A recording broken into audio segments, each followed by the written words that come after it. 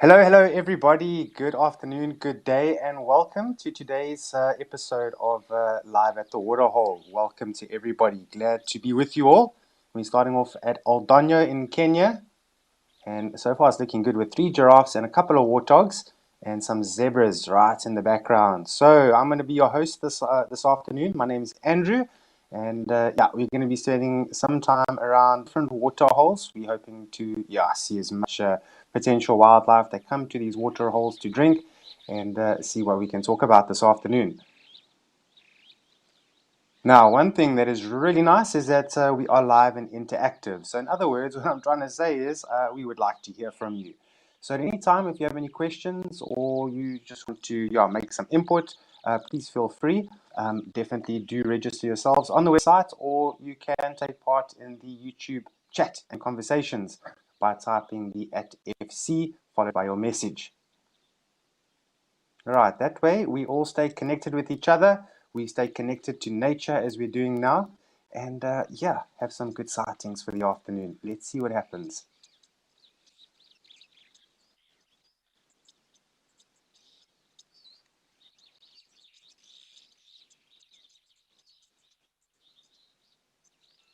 All right, so the very first bit of input this afternoon. Thanks very much, Hali. Nice to hear from you. Thanks for joining us this fine afternoon. Yeah, it's quite cloudy out in Oldonyo, but it's still quite nice. And great to be on board with you as well.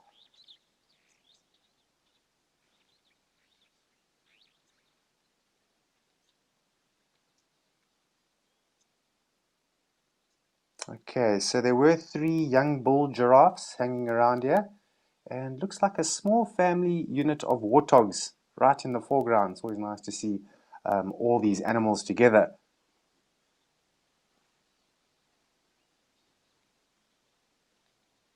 Yeah, so confirmed it's an adult female warthog with her 2 little youngsters. 2 of them have managed to survive to that age, which is actually quite impressive with warthog.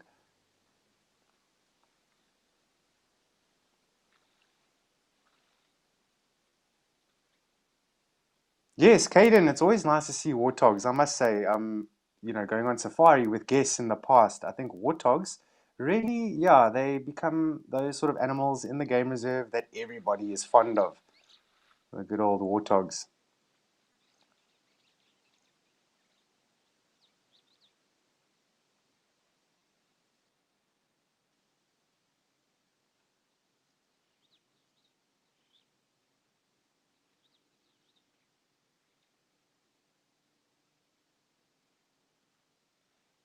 Right, so these warthogs seem to be pretty thirsty this afternoon. I don't blame them this time of the day, being pretty warm and having got into a lot of their activities, mainly feeding and so on. Yeah, this is a good time of the day to head to the water, have a quick drink, and then if you're a warthog, best would be to move away from those water holes. Too many risks for them.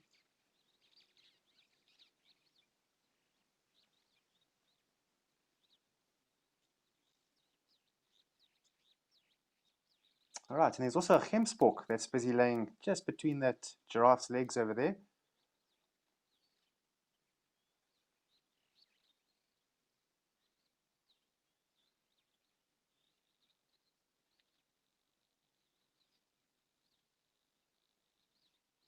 Very nice. Lots of life happening here.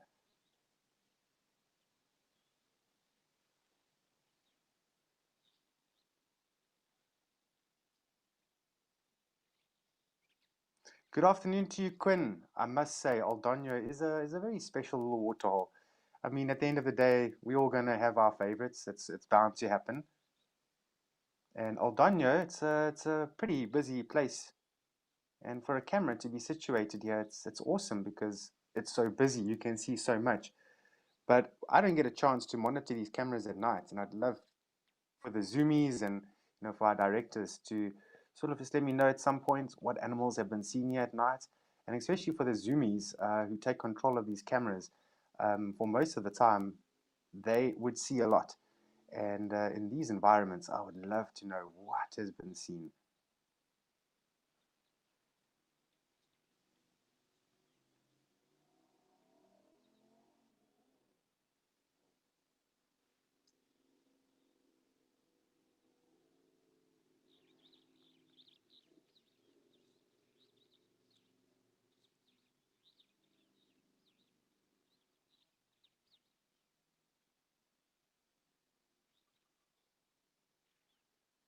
Candace, thanks for your question. So I would imagine definitely, I mean, leopards in Kenya are well known.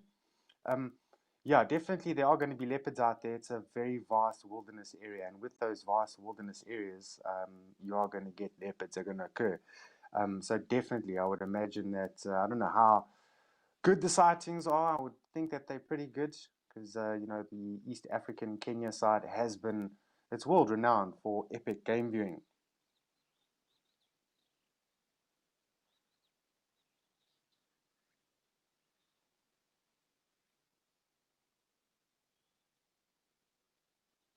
Right, so it looks like animals of all sorts taking their opportunity to come to the water and have a quick drink. Generally, this time of the day, predators are not going to be active, so when they come to the water at these sort of times, they come in a bit more relaxed.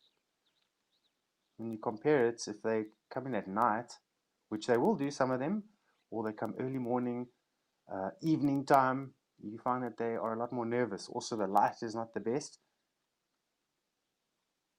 and yeah, a lot more skittish around those times.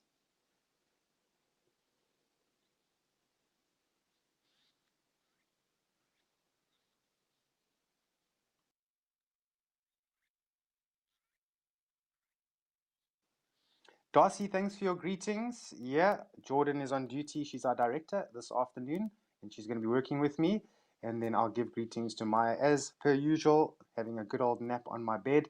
And for those that don't know, every man has got to have a best friend, and mine is Maya. She's my little dog, and she is very happy where she is in the sun. Where I am, it's very cool at the moment. We are going through quite a cold spell. Yeah, the Western Cape has just gone through a cold front, and so that sweeps down the coastline, hits the Eastern Cape pretty hard, and then yeah, we've had some consecutive days of absolute freezing weather.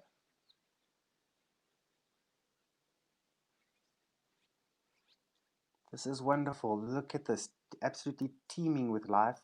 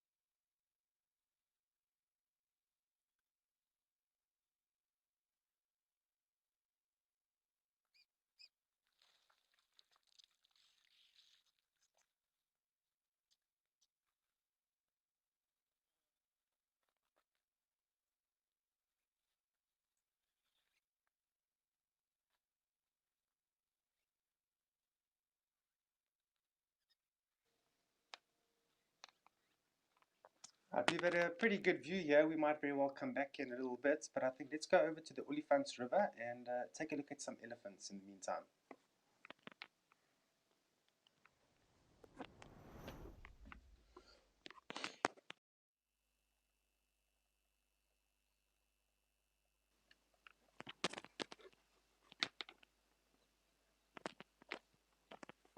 Right, so we're at the Olifants River, which is in the Olifants West Game Reserve. As you can see, there's some waterbuck heading off on the one bank on the left side, and then a few elephants on the right-hand side. That is very nice. What a wonderful view. Just look how that river bends all the way at the back there.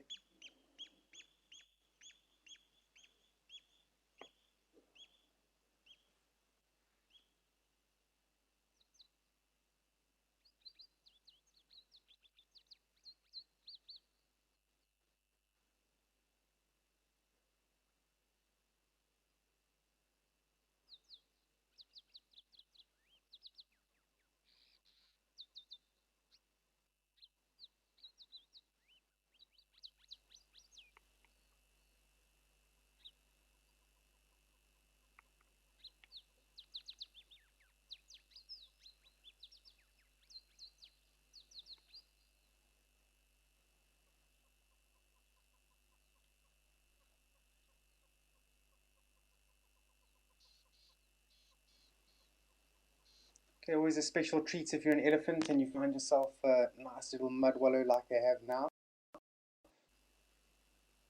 They must be loving this river. Lots of nice, slow-moving water at the moment, with all these little mud wallows and then the riverine trees, which they absolutely love as well.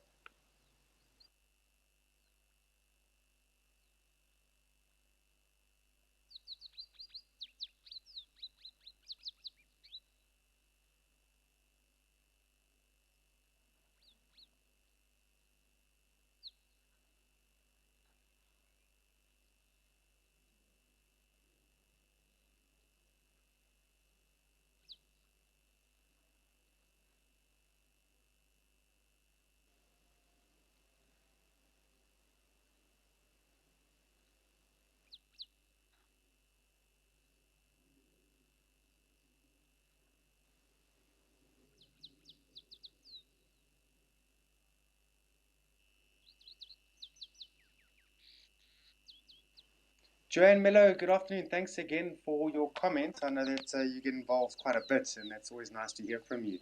Yeah, it's all weekends, every day is a good day for cats, but most especially Saturday, which we call Cataday. It's such a nice word to use.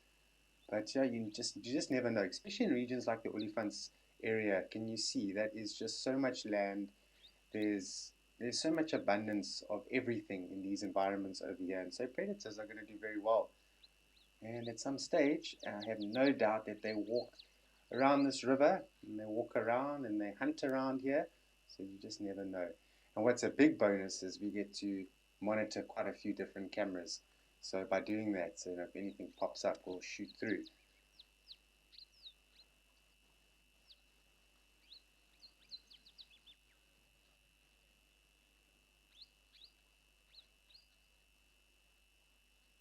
Mercedes, thanks for your greetings. Very nice to hear from you as well. You're greeting myself and all the Wild Earth crew, and there's so many to mention, by the way, and then all the chatters. Yeah, it's a good weekend. We're enjoying ourselves, I'm sure.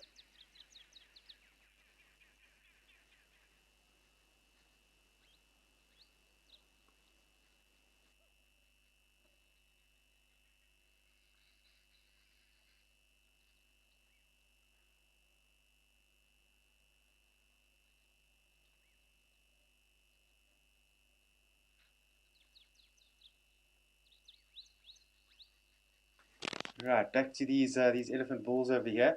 Yeah, I think I've seen them here before. It's a bit difficult for me to be 100% sure.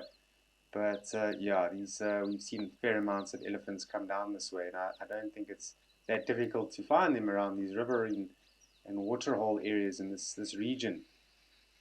Look at that elephant in the bank there having a good time. Looks like a lot of fun.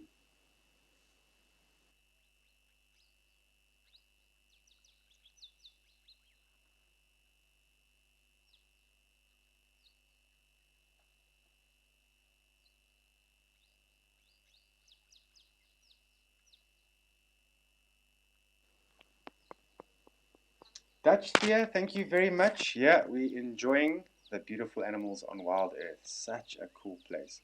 Yeah, we're enjoying, and I hope you're enjoying as well. Got lots of opportunities to see some cool things this afternoon.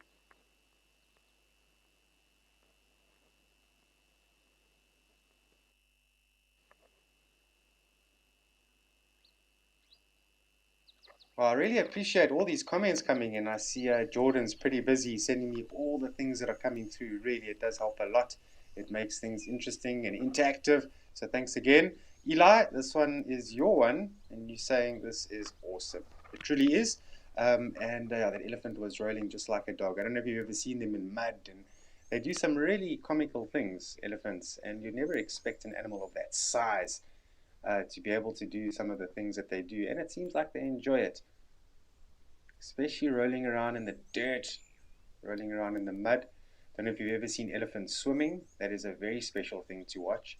And it's my biggest dream to swim with elephants. I hope one day I get a chance to do that. We'll see.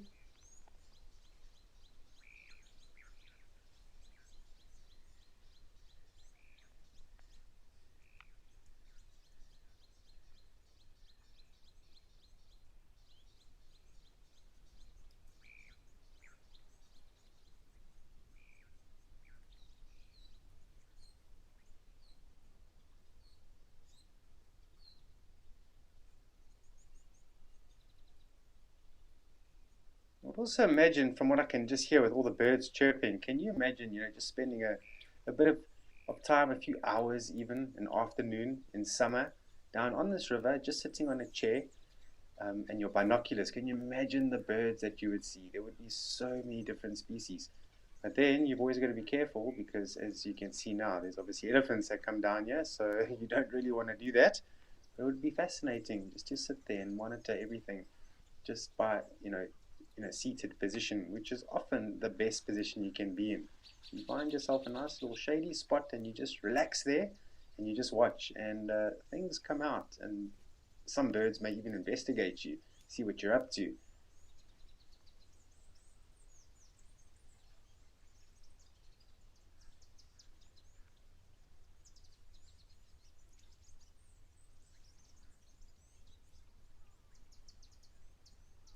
Margot, I agree with you. I think definitely, especially for first time bird watchers, if you haven't really seen birds, or your list is not that very high, yeah, you'll definitely pick up a lot on things like live at the waterhole and the sunrise safari, sunset safaris, because the naturalists, they are always looking to talk about different things, and so birds is a big part, and especially if you're a safari guide, you do a good safari guide. We'll cover a lot of birds and talk about behavior, and it's uh, it's all a big picture. That's how I like to see it.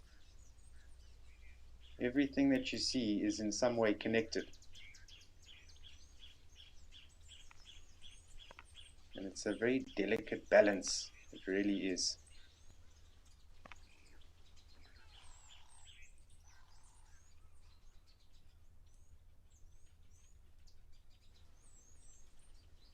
Right, so these elephants, they've moved out of sight at the moment. Seems a little bit quiet for now. Let's go back to Old Donyo. Hopefully those giraffes are still around there.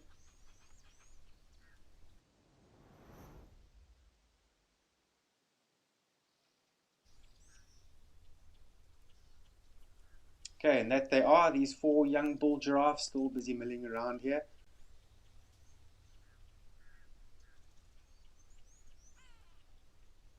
Now, it's quite nice when you see giraffes forming these bachelor groups because they're still very, very young, but now they're starting to get big, they're starting to pick up mass. The appendages on top of their head, called ossicones or ossihorns, start to develop and they start to strengthen. And then at a certain age, they're going to be ready to breed. But they need to be careful. They need to make sure that those ossicones on top of their head are fully fastened to the skull, because invariably they get it from calcium, and it's a slow depositation, and a slow ossicone or ossihorn growth. So if they start fighting too young, they're going to damage those ossicones, and then the damage is done. There's no fixing that. So they've got to wait, and also they've got to also wait until their skulls become a lot denser. And by taking in calcium through a term that we often use called osteophagia, they their skulls start to really get hard and become quite lumpy with all this calcium depositation. And this is when they start getting ready to fight. Their heads are very heavy. They can take a beating and they can give a beating as well.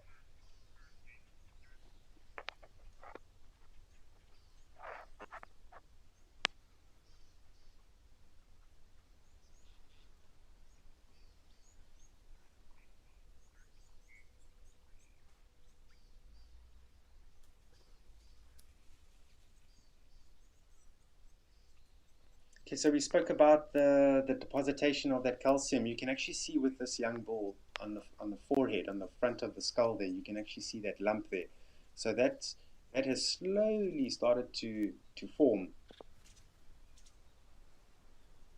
and that's from calcium depositation through this osteophagia. And many of you will know this, but many won't by the same token.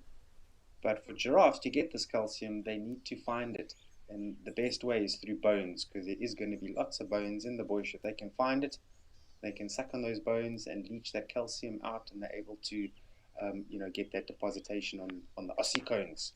When that's fully developed, then the front of the skull, the back of the skull.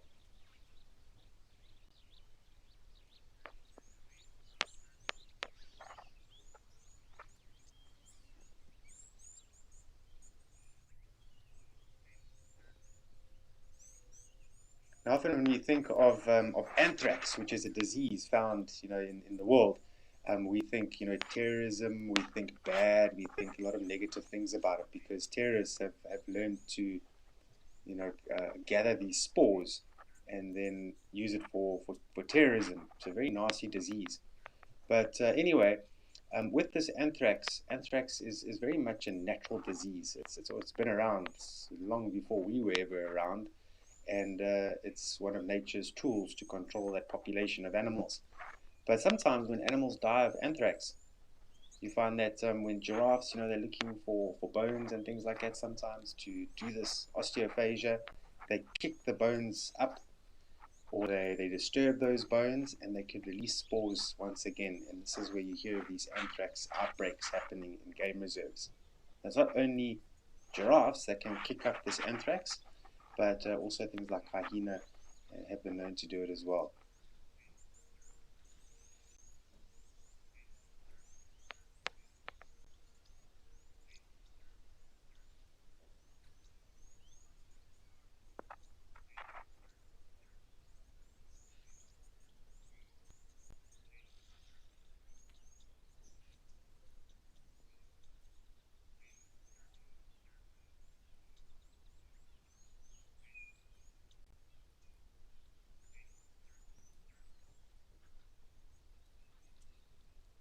Right, lots and lots of birding happening up here. So there's also some red-billed oxpeckers. They're pretty much all over those giraffes.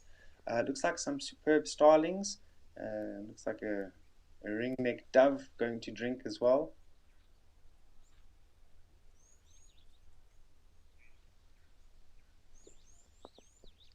You can hear a batis in the far distance.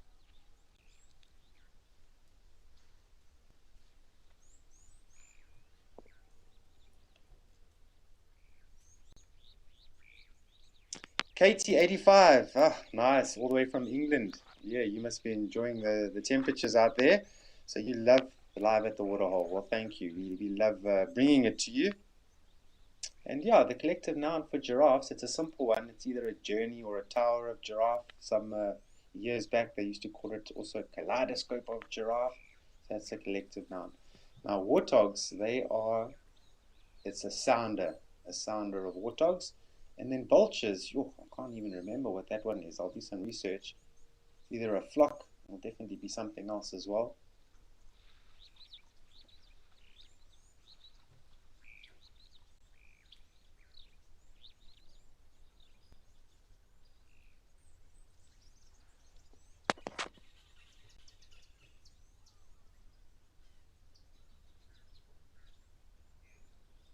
Okay, so these birds are a bit faint on my screen. Looks like wattled starlings here.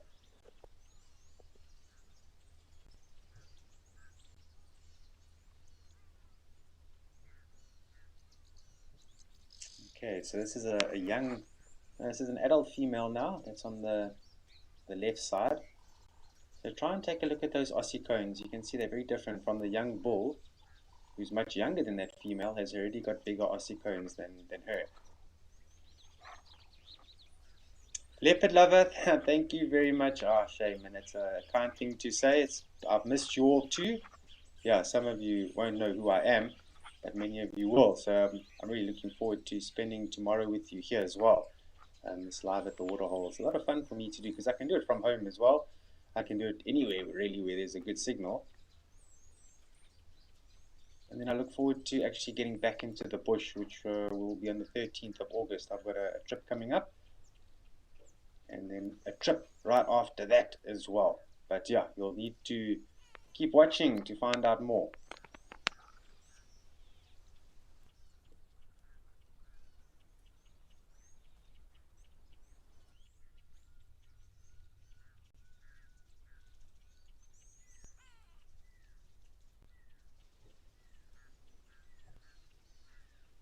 Right, pearl spotted owlet calling in the background, but apparently there is an elephant with very impressive tusks at Tembe.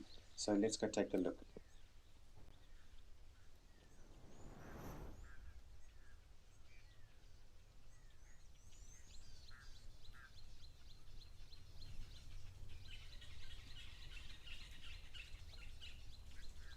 Right, Right, so we're all the way in KZN, KwaZulu-Natal. Yeah, a place of the Zulus. It's a very, very nice area. It's a very humid area. It's a very hot environment. And judging by this elephant over here, who seems to be, yeah, a little bit drowsy at the moment, sort of half asleep. And they've already thrown mud all over their bodies. So it tells you, hey, it's hot there.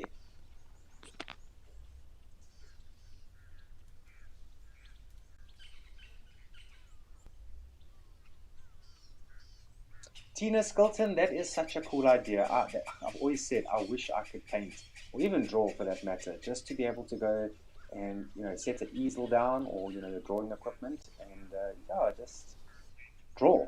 It's sort of a different way of taking a photograph, I guess. But I've always wanted to be able to do that. I wonder if I'd ever learned to paint, or what my paintings would look like.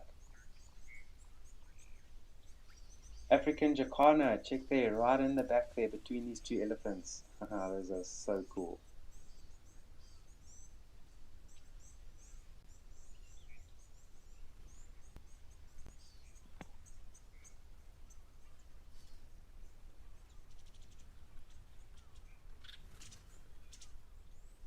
Yeah, those African jacanas, they're actually very unique, almost unique. If you look at their behavior, it's in many different ways, it's so different to other birds, as you know. And the elephant blocking the African jacana now.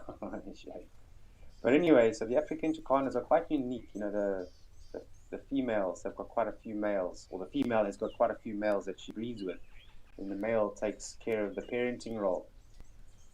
Very, very interesting. And then also, what makes them very interesting is, when the male is looking after those chicks and they're around the water, as soon as there's danger, gives a call and they'll all come and tuck under the wing, and he'll carry them away. You just see his little legs sticking out the wing. And, you don't really see that with a lot of other birds. So that's, as I said, in many ways, African jacanas are quite unique. Look at these tusks, especially this bull on the right. He's got beautiful tusks. Great genetics.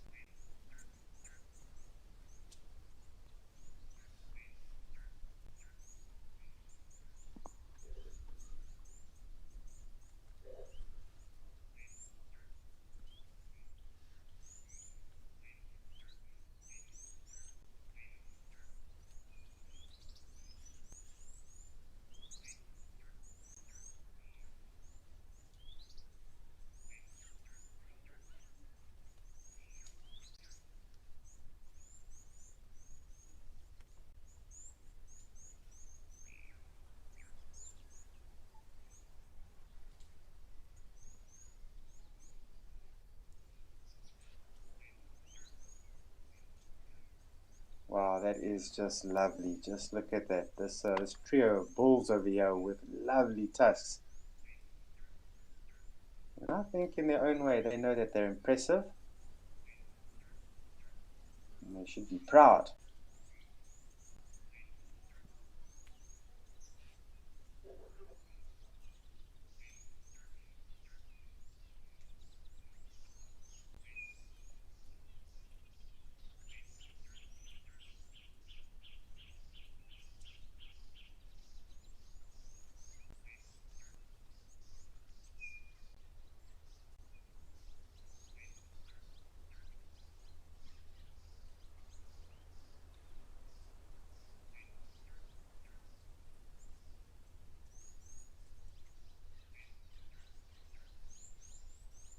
Yeah, overall in KZN, KwaZulu-Natal is looking like an absolutely lovely day. But make no mistake, in summer months, if any of you have been to Natal and gone to the game reserves out there, you would know more than me. But yeah, it is an incredibly warm environment with a very high humidity. And definitely for the people that live and reside in KwaZulu-Natal, I've always respected them because it's not easy. Your body, it's one thing the body battles to climatize to is humidity and high heat. But once your body does, then it's obviously it's fine. But if you go to that area and you haven't been there before and you go in summer, it's an awakening. You'll walk in there, you'll get out the plane or your car, and you will feel that heat hit you like a baseball bat. course, now it's midsummer or midwinter at the moment, so it's going to be very, very lovely temperatures. Can get, it's warmer in these regions than some other areas of South Africa. But in the summer, wow.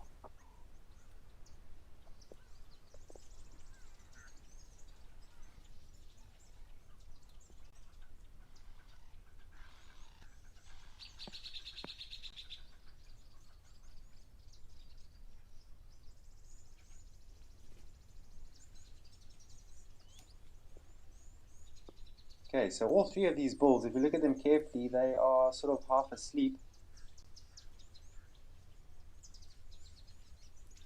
And for the most of the time, elephants are, especially bulls of this size, they're going to need to stand up while they sleep. It's not comfortable to lay down on the ground. Although sometimes they do press up against these big trees or these termite mounds and rocks and things. But if that's not available and they want to have a nap, they're going to need to do it standing.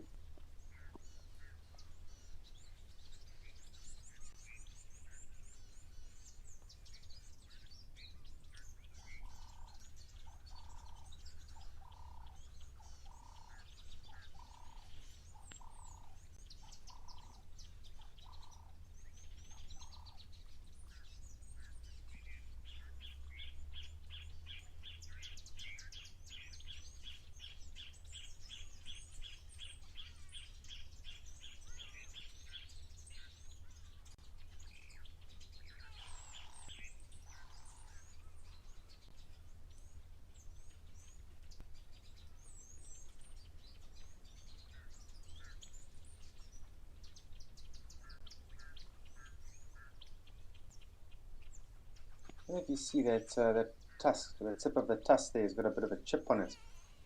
So a whole chunk of the tip of the tusk broke off, which is nothing. It's not painful, I don't think, at all, especially on the tip of the tusk. But if that break goes further up, it can be very painful for elephants, especially where the tusk reaches the jaw. And sometimes when they fight, they don't know, like if a tusk does break, where it's going to break. And in some cases, elephants can get infections, can get terrible abscesses in those jaws, and it can lead to their downfall. On the tip of the tusk, it tends to be a bit more solid. But as you go a bit further up the tusk towards the trunk, the tusk actually becomes hollow. So elephants, they're very powerful and they're very strong animals. They need to be careful because if they start to bend that tusk, it breaks. It doesn't really bend. Ivory doesn't really bend, but if you start putting that pressure on it, almost like a bend, it can snap.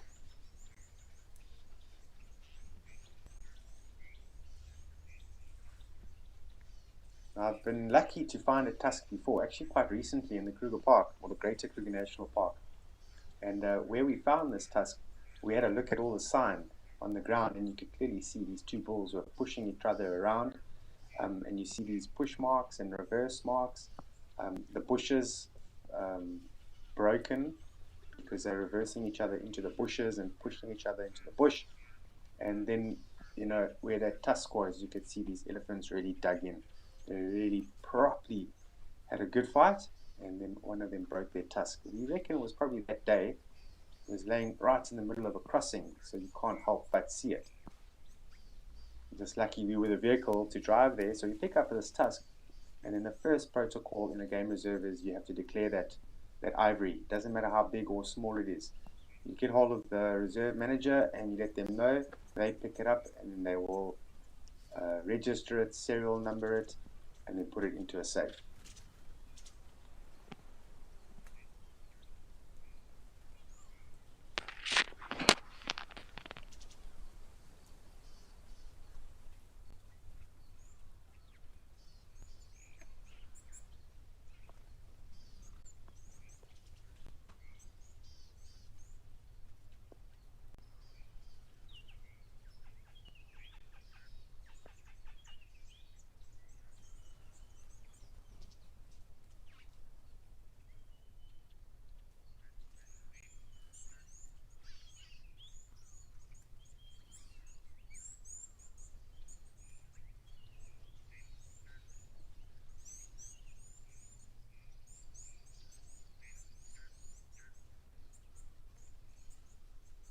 what this elephant bull's doing there. It just seems to be picking things up. They're not really doing anything with it. Let's just watch a little bit.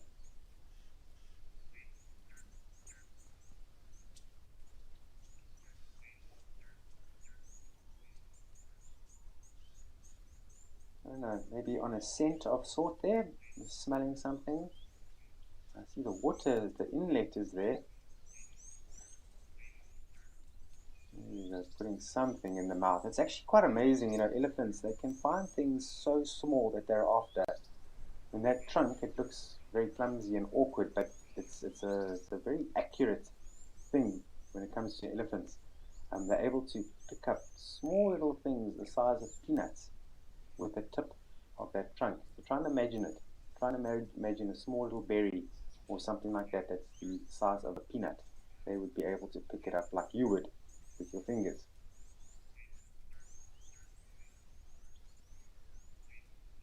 Amy, good afternoon to you. How many big tuskers have I seen? Oh, in my life? That's a fair amount. I don't know exactly, but it's a good fair amount. I've been lucky. I've seen some of the Magnificent Seven in the Greater Kruger National Park, which are very, very large elephants, large tusks, great genetics, and they are very well known in the Kruger National Park. I've seen a few of those individuals. Obviously, I've seen Ezelweenie, and then also, you know, watching and doing this live at the waterhole, also seeing a fair amount of big tuskers as well. But sometimes, you know, it's very impressive. It is to have a look at those tusks, especially with these ginormous tuskers. But in some cases, it does hamper them. So the longer the tusk is, the more potential it is of breaking in a fight, because there's just so much tusk, and it's a lot easier to put pressure on those tusks. So, and then also some elephant bulls, and this is the one elephant bull that I saw in the Greater Kruger, was he had to walk literally with his head elevated all the time. If you put his head down like this elephant is doing now, and lower, those tusks would dig into the ground, and it's just not working. So imagine if you're an elephant and you have to walk with your head raised all the way high up for long periods of time. It's a very difficult thing to do.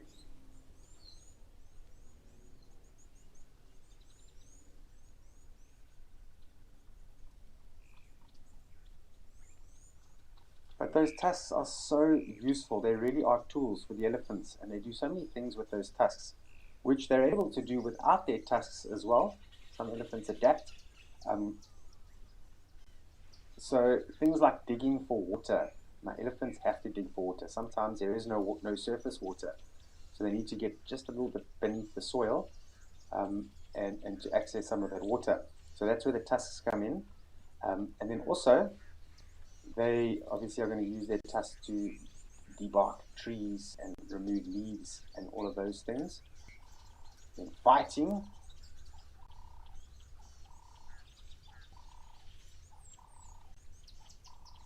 Right, so if an elephant bull has got very long tusks, in a way he's also got an advantage, because he can make contact with the opponent first, having longer tusks. So there is a bit of an advantage to having such big tusks, and this is another reason why other smaller tusked elephants are very respectful of these big tuskers, because they know that they sometimes can't get close enough to them without being tusked themselves first. KG, that's also a good question. So how would an elephant defend himself without tusks? So, you know, elephants that do lose both tusks, especially bulls, if they lose both tusks, then definitely they're at a massive disadvantage of the fights. But we'll just keep on trying sometimes. I have observed that before.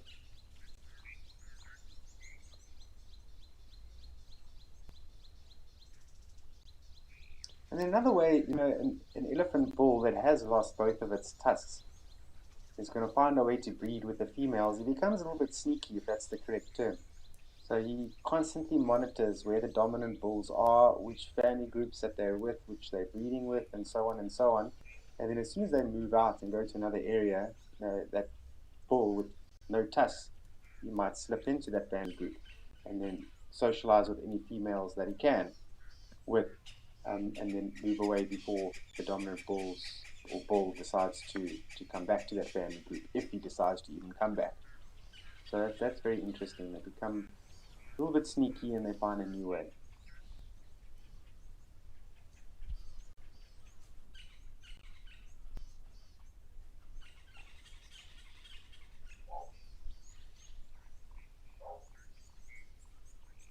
Now these two fork-tailed drongos just sitting, standing by, waiting for these elephants to maybe start moving around. I can only just imagine how many insects elephants are going to disturb while walking through the bush. So it makes a lot of sense. So if you're a fork-tailed drongo, just follow the elephants. They're going to show you where all the food is without even meaning to.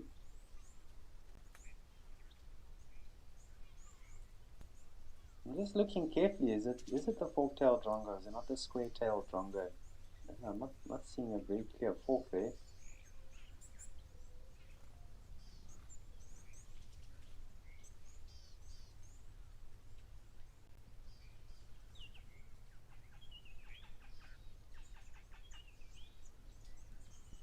Right, sounds like a scrub robin of sort also calling in the background.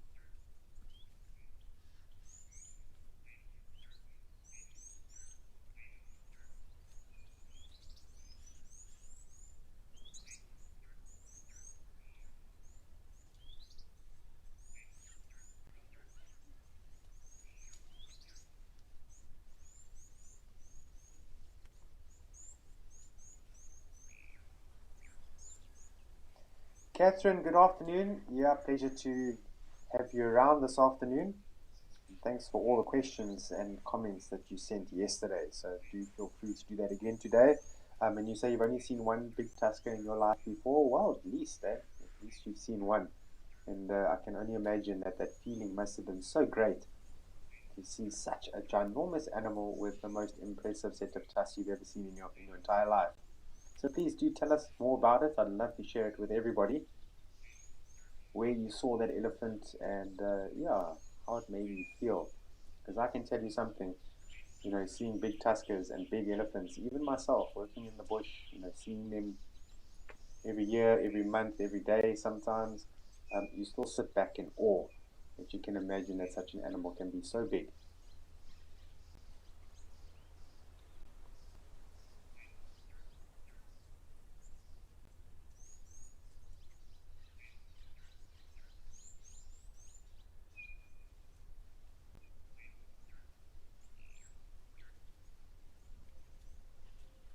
I don't think these elephant bulls are going to move very far from here. I see one of them is half asleep now. I think let's go back to Aldonio. You can always come back here if these bulls come out.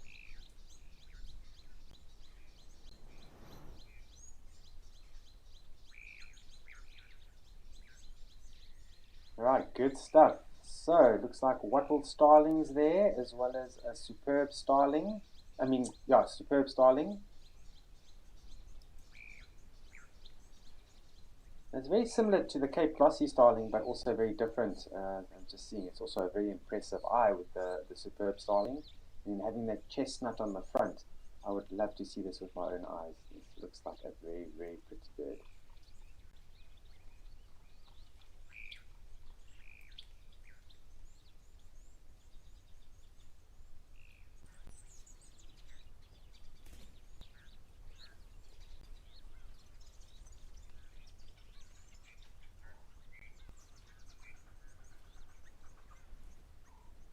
You can just imagine if you're a bird and you are having a look at things through the ultraviolet spectrum, can you just imagine what a superb starling must look like in that spectrum? It'd be incredible.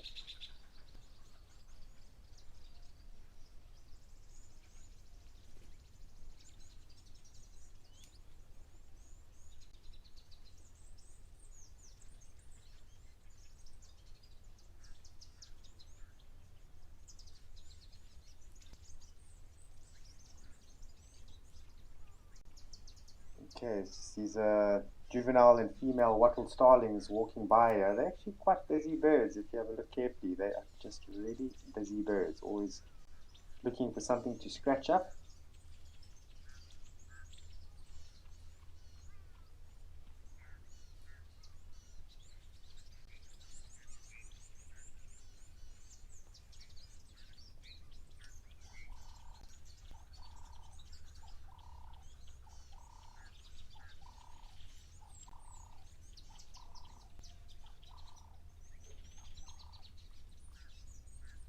Yeah, look at that one. It's like picking up, I don't know what that was. Maybe a feather or a piece of dung or something. I'm not quite sure.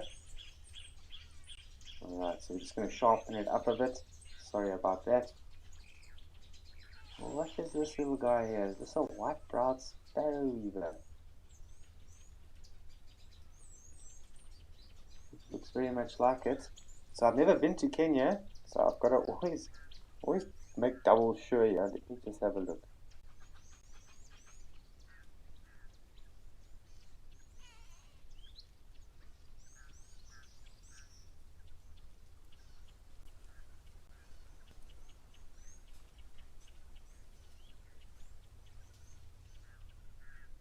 Yeah, definitely white-browed sparrow weaver. That's pretty cool to know. They also occur in Kenya.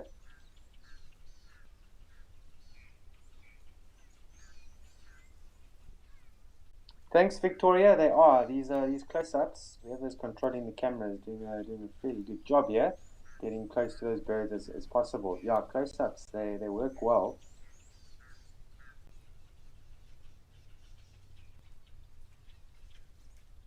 All right, back to the superb starlings over there, and then also a bit of the giraffe.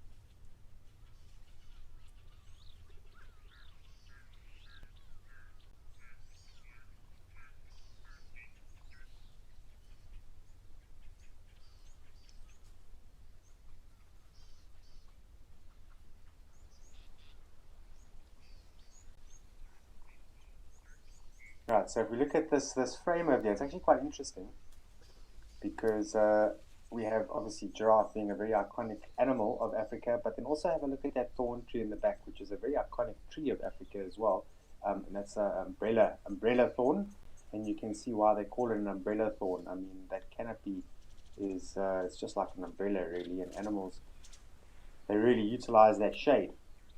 But they're very interesting in the sense that they don't grow very tall. And so if, I don't know if there are secretary birds around this region, here comes an elephant. If there are secretary birds in this area, that they do like to use umbrella thorns and various other low-growing thorn trees as well. But an umbrella thorn is available. That is a perfect platform for a secretary bird and the nest.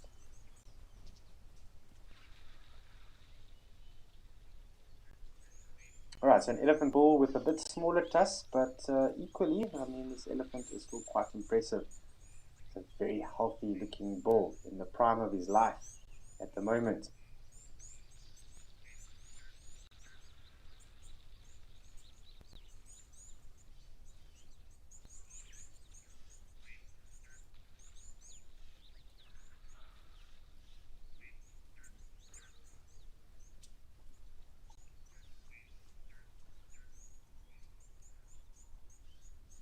Alright, seems he's on the move there.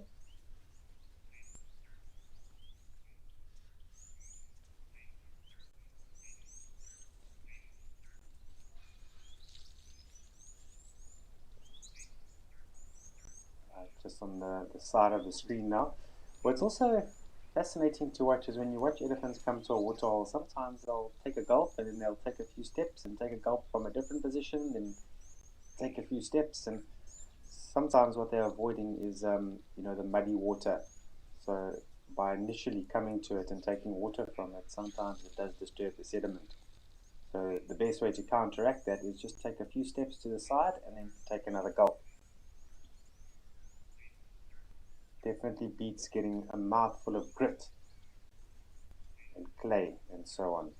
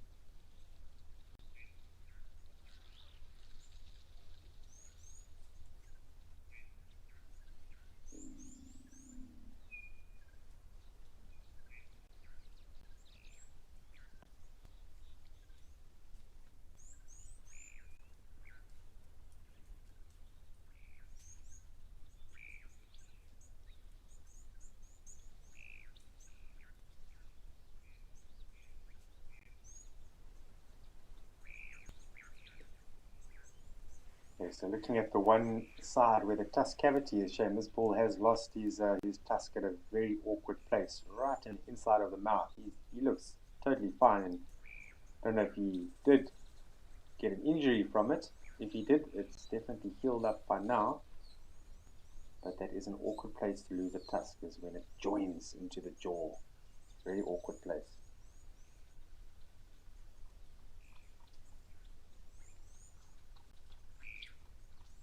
Right, good stuff. Glad we got to see this elephant bull. Let's head off to Juma. Let's see what's going on there.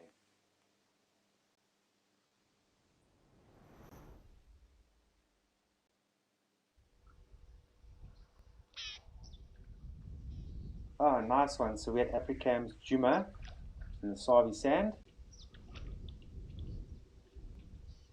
And yeah, have a nice pot of hippos over here. Some of them on the bank enjoying a bit of warm sun. The others, they prefer to be in the water. Look at this youngster. This is spectacular. Most of the time we don't get to see hippos like this. It's always nice when you do. Look at the oxpecker and the hippo looking at each other. Is that an oxpecker? Can't really see from here. Yeah, great bald oxpecker.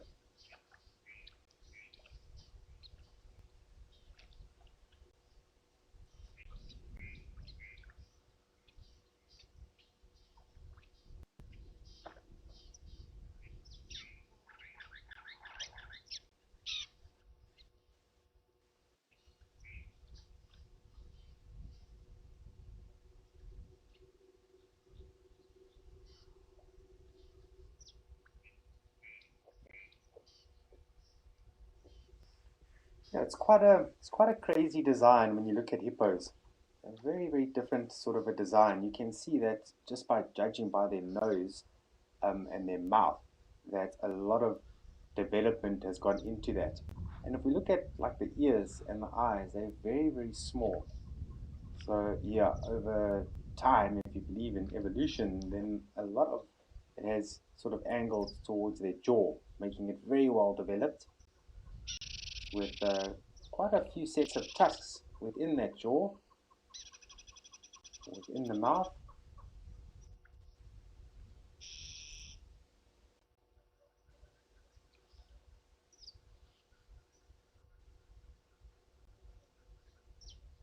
When you look at hippos, you often think, okay, here's an animal that's not going to get attacked by predators, but it has happened in the past, and certain predators, certain prides of lions in Africa, especially in Botswana, they've specialized in hunting very large animals, like elephants and hippos.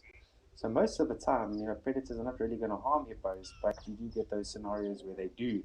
So a hippo needs to be well defended. It needs to have a good mean of defense, and that's going to be the power of their jaw. If they manage to clamp down on something, it does tremendous damage. It's very powerful, and attached to that power are the tusks as well. It looks like a terrapin of sort. I'm not sure exactly which one it is. It might be a marsh terrapin.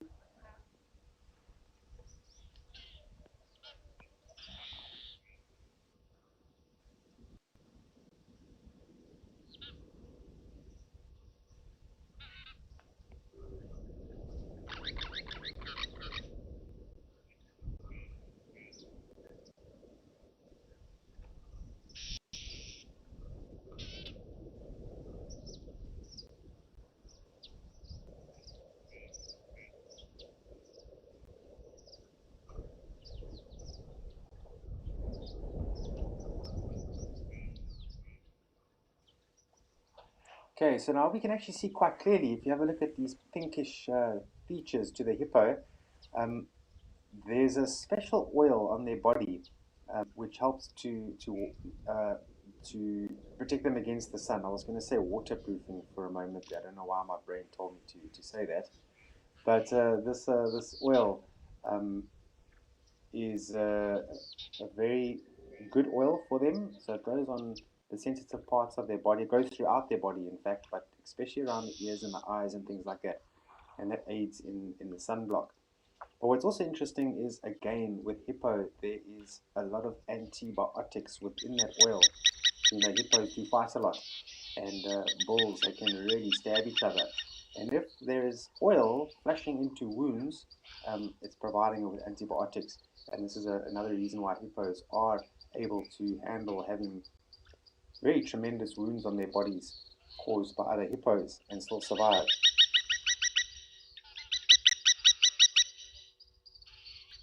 Yes, Joanne Miller, sorry, not Miller, Milo. Not often we get to see hippos. Well, I'm not too sure on my side because I've only done this 3 or 4 times live at the waterhole. But you would know best. You watch quite frequently, and it's you would know. But yeah, it's always nice to watch them. They do tend to not do too much, which is fine. It's up to them whatever activity they want to get up to. But especially at this time of the day, you can't expect too much activity from a hippopotamus. It's a bit too warm for them.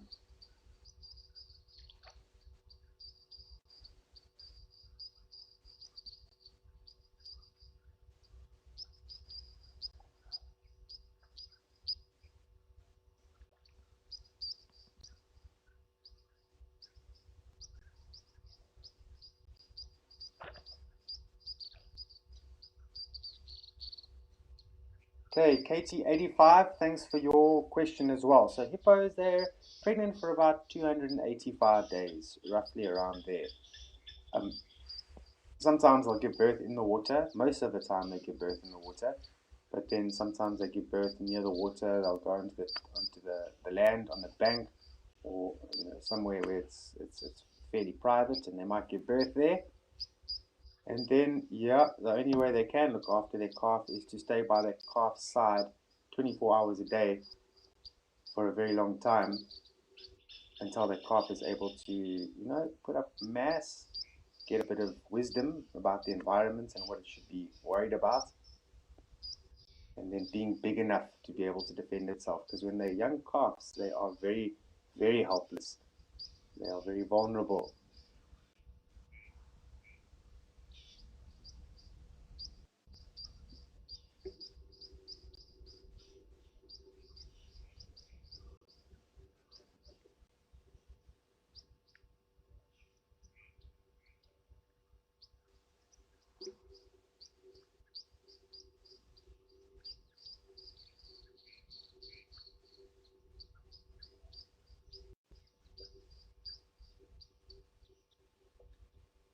Yeah, very fascinating animals if we think, how they've also survived over the millions of years, um, or the time that they've been around.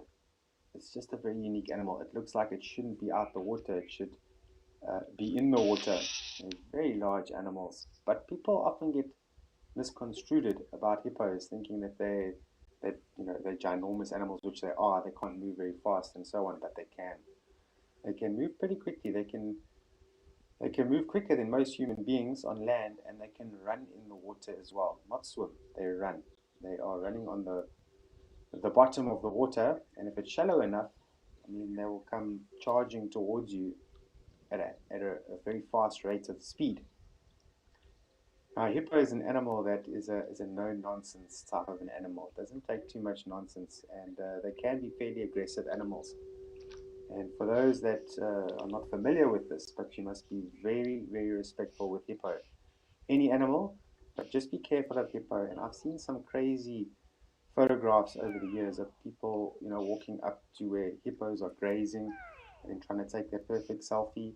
You are putting your life at big risk. These animals, they've got a very short temper and a short fuse, and if you give that animal any reason to feel that it's threatened, Okay, they're not afraid of confrontation. They prefer to run away. If there's space and availability to run away and get away, they'll probably take it. But if there's a calf or a hippo bull that's just got into a big fight with another bull, stay very far away from that bull.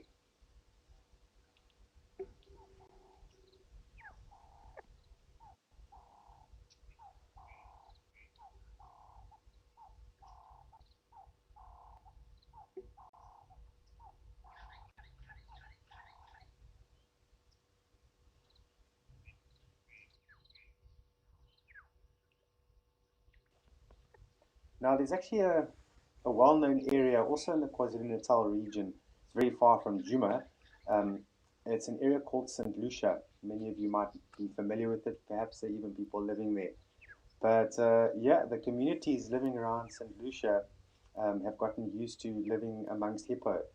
And in some cases, in photographs that I've seen, hippos are grazing in people's gardens and things like that, especially closer to the rivers. And the hippos are crossing the main roads.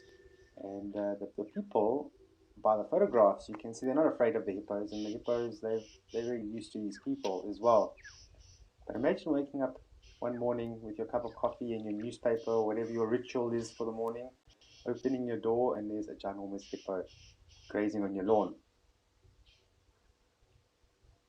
If you're from St. Lucia, that's a normal thing, but anywhere else in the country, hey, that is something.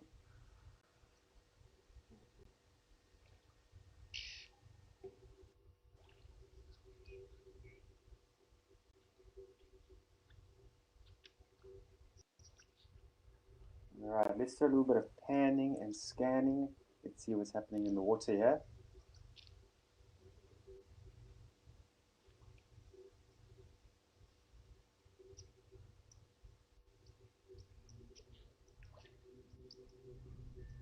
All right, another hippo.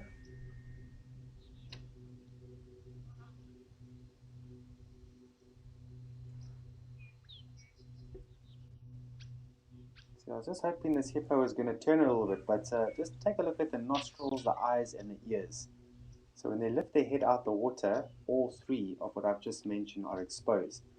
So the eyes and ears and nostrils, they're all level on the same line, which represents the water surface. So as soon as they lift their nozzle or nose out the water, then they're able to see as well and then hear whatever it is as well.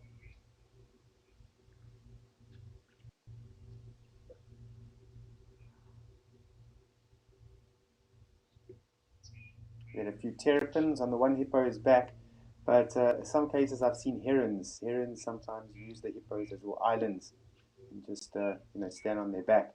And the hippos don't mind either. If it's a bit of a back scratch, I think it might be quite a strange sensation having a bird with claws walking over your skin and back and things. But for an animal with very thick skin as they have, I don't think they mind very much.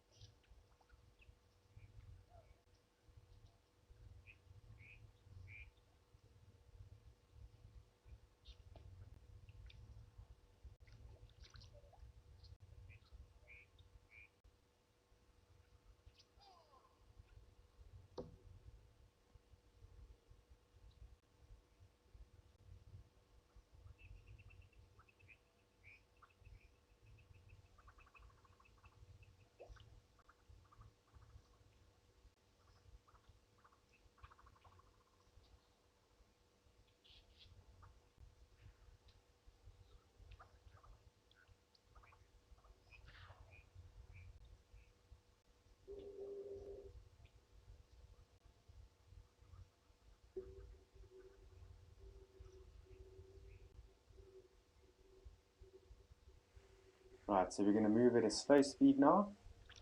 I'm just going to scan all around, get a nice little view of these hippos, this nice little tight family here.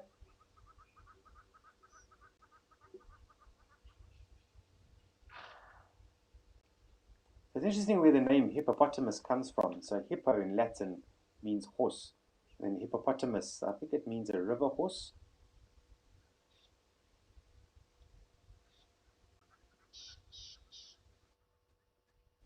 In the Afrikaans language, we refer to hippos as a sequoia, which means a sea cow.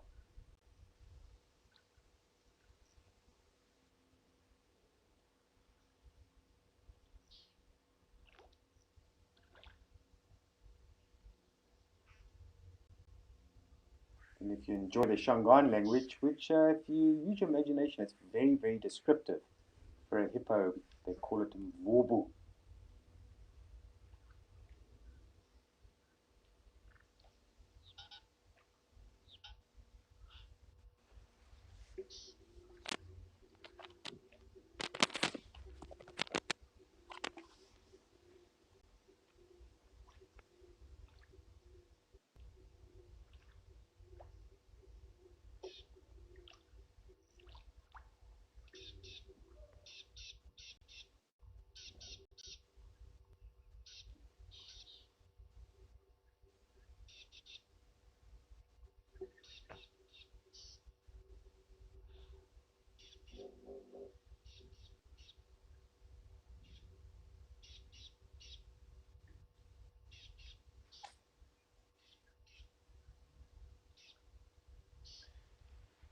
No, I think it was it might have been the 80s or early 90s. I'm not 100% sure, so maybe some of you can just help me with that. But there was a very famous hippo, which was in South Africa, which decided to go for a bit of a walkabout. And the amount of distance that this hippo moved was incredible. I can't remember, it was something like from Natal all the way to the Eastern Cape or something like that. This hippo managed to move. The amount of farms that this hippo walked through, and the amount of kilometers that this hippo managed to eventually get was incredible. And people were following the story. There was no social media back then. Imagine if there was. But people were following the movements of this hippo, and people became to love this hippo.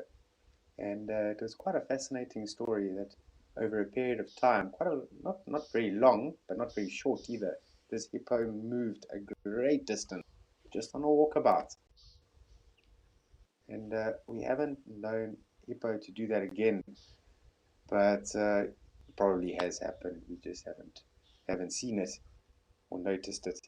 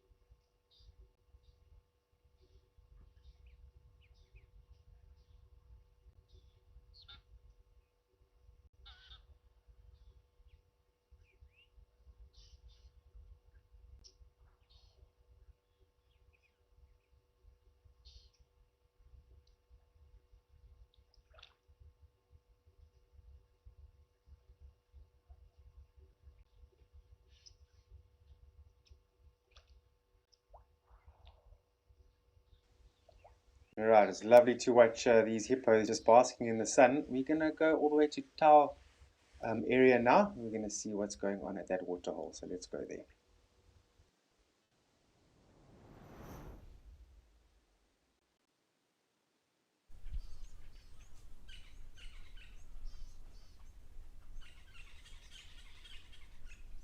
All right, so we're in Madikwe Game Reserve. It's very, very far from Djuma, and it's part of the Northwest Province. Not too far from Botswana, and a little bit further from the Kalahari. So it's sort of in that section. Very dry and arid environment, but it's a beautiful environment to explore. I've been lucky, I have been here before at Madikwe. And of course, we have this camera here at the Tower Game Lodge. And this is the waterhole here. African shell ducks, and 3 impala.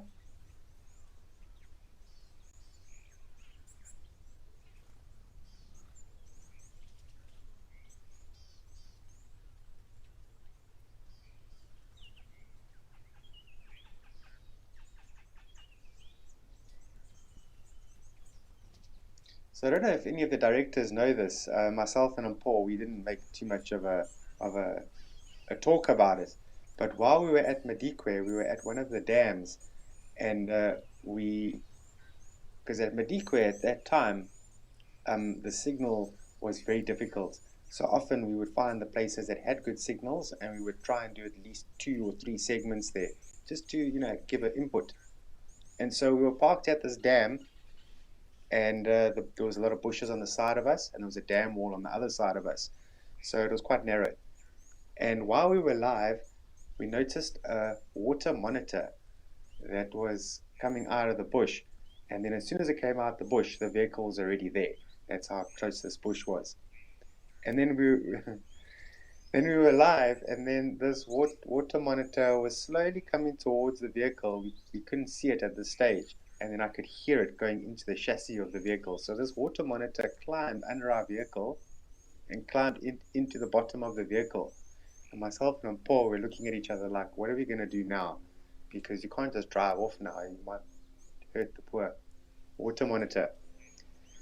And I don't know if it was too hot in the vehicle or whatever the case may be, but as we had finished our segment and gone off air, I'd stepped out the vehicle to get out the vehicle to go have a look what's happening underneath. But when I stepped out the vehicle, the water monitor had already come out the bottom and was where I was going to take a step. So suddenly I put my foot down, and there was this water monitor, and I wasn't expecting that. And I got such a big fright. It was a big fright because my foot was right there. I mean, they're not going to bite you. It's very unlikely that they would. They can, but it's very unlikely. And Paul was having a good time at the back of the vehicle because there was so much suspense of this animal going under the vehicle, and then me getting out to take a look, and then suddenly screaming and getting a big fright. But I'm sure Mr. Paul will also admit to you he also got a fright that day. Fun times in the bush.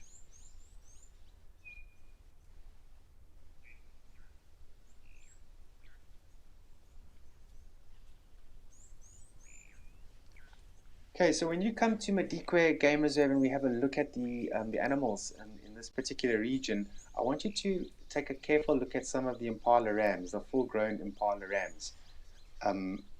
I haven't seen impala rams so big in any other region that I've ever worked in terms of their horns. Their horns are very big in this region.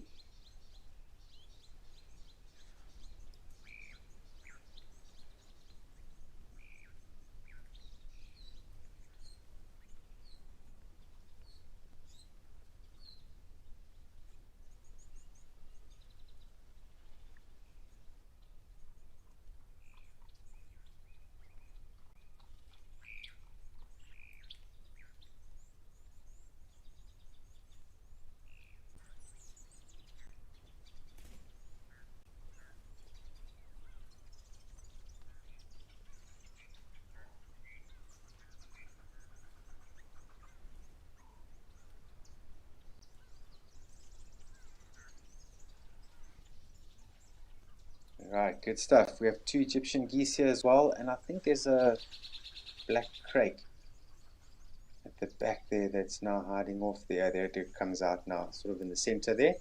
So African black crake, and then 2 Egyptian geese here.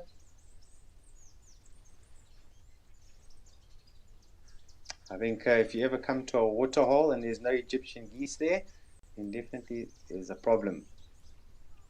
They're very territorial, so usually at each watering hole you'll have, the local pair of Egyptian geese, and as I say, they're very territorial. Any other geese that fly into the water, they chase them away. And you watch carefully when there's other Egyptian geese flying over the waterhole. The territorial couple will carefully watch those Egyptian geese, and if they fly over, it's obviously not a problem, but if they land in the water, they go off and they chase them away. They're a very dominant species of bird around waterhole, and if there's multiple couples, especially around a big dam, Yeah, they tend to definitely dominate that environment.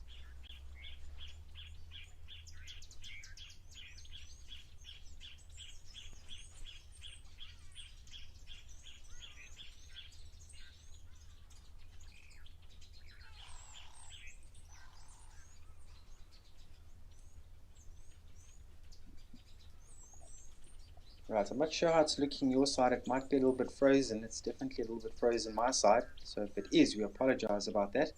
It'll kick back up in a minute. There we go. Right, nice one. Some impalas again.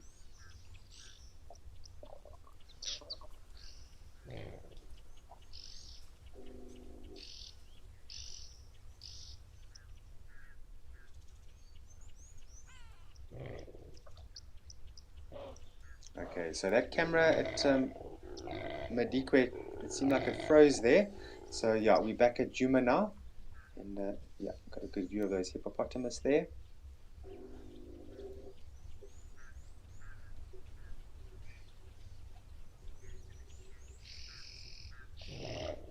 Okay, looks, yeah, oh nice. So there's definitely some eggs, a little nest there of the blacksmith lapwing. Yeah, we should monitor this. It'll be nice to see those chicks when they eventually do hatch.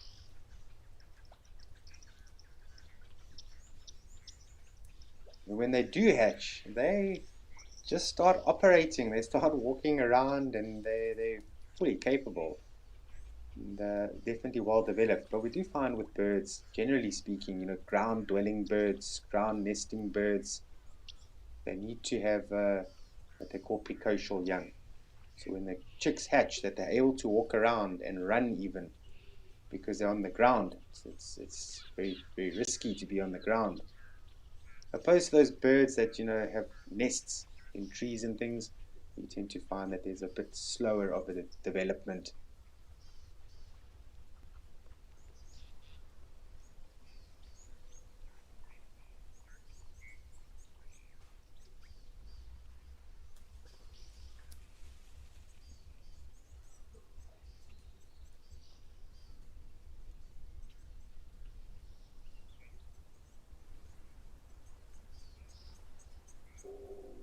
Right, looks like a three-banded plover that's also milling around there.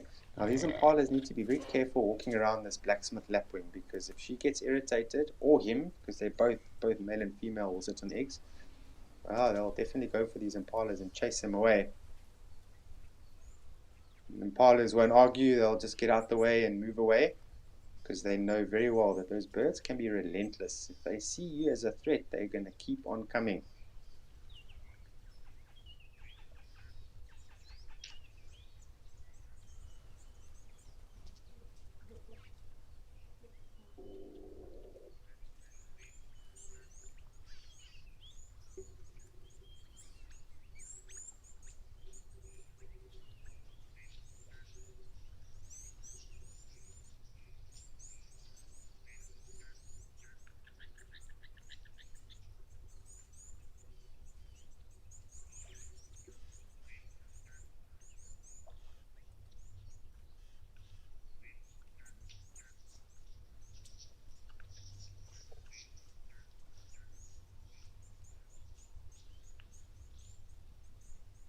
Alright, good stuff. Impalas, they're all drinking all around this dam. I think let's go to Jamala now.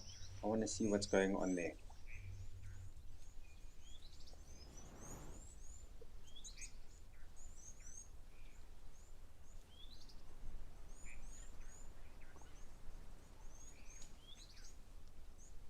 Beautiful. Thank you very much. Jamala looking lovely there. It's actually quite a nice camera.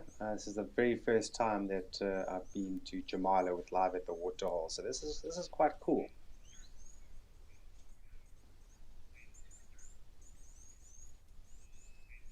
Now, for some of you that might not know this, especially if you fairly new viewers, but at one stage, Wild Earth used to do live drives here at Madikwe Game Reserve, and where we were staying, where we were based, was not far from Jamala. So I know this area quite well. I haven't been to this dam, but I've been in this area here.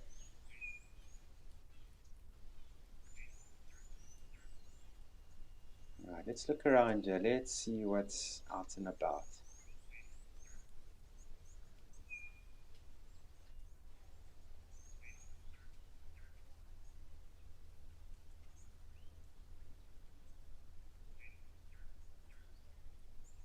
You won't believe what a difference it makes with the bird life is if you have a waterhole and there's rocks in the waterhole and stumps and fallen down trees in the waterhole.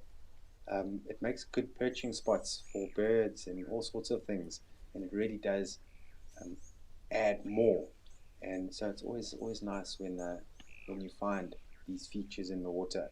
Islands in the water become such an attraction for so many birds and reptiles and things, especially water monitors and young crocodiles if there are any.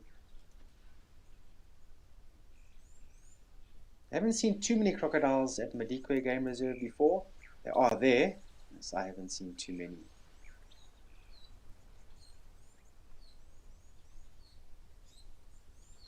And he's plain zebra feeling comfortable enough by getting in the water. So I don't think there is a resident crocodile in this watering hole. But you never know.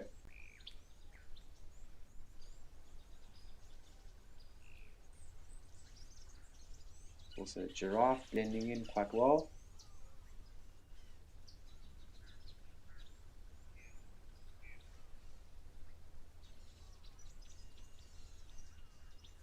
Right, nice elephant bull there, some impalas.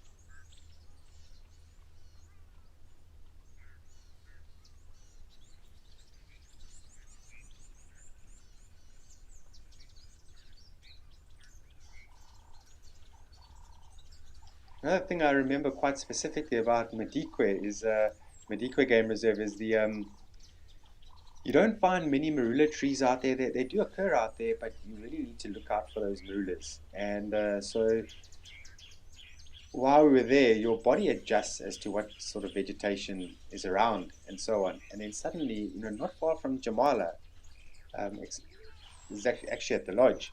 We went to the lodge to fetch the vehicle, and there was this big, huge marula tree, and it was fruiting at that time of the year, dropping all these marulas onto the ground. It's always a pleasant sight when you haven't seen marulas for an X amount of days, and then suddenly you get embraced by this beautiful big one that is busy flowering and dropping fruits.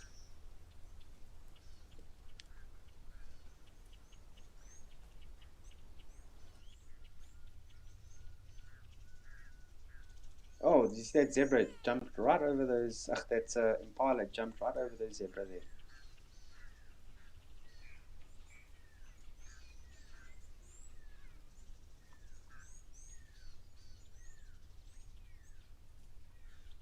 Almost looks like a staring competition at the moment. The giraffe just making sure the coast is clear. The elephant sort of facing straight towards the giraffe as well. Everybody's staring at each other.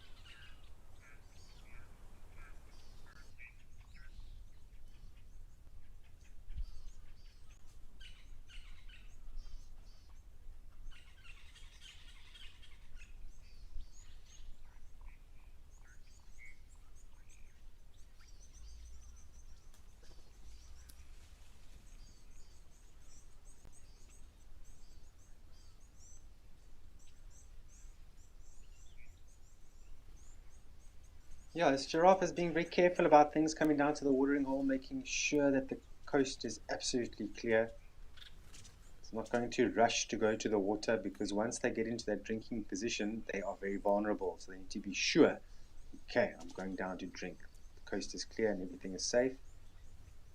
They need to be sure.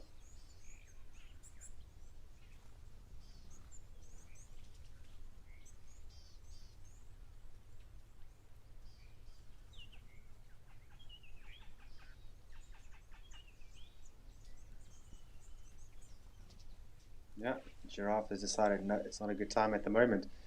The biggest problem that comes into play is when giraffe drink is when predators ambush that area, obviously. But when they ambush, they try and prevent the giraffe from getting running away on the land. So they try and block it and force it to go into the water. And once that giraffe falls into the water, it's over. There's not much that giraffe is going to be able to do to get out that situation. And the lions will prowl and will circle the water until such time as that giraffe tries to get out, and then we'll try and grab it. And in some cases, the lions will go into the water after the animal as well. The prey's in the water and it's not coming out, they will go into the water.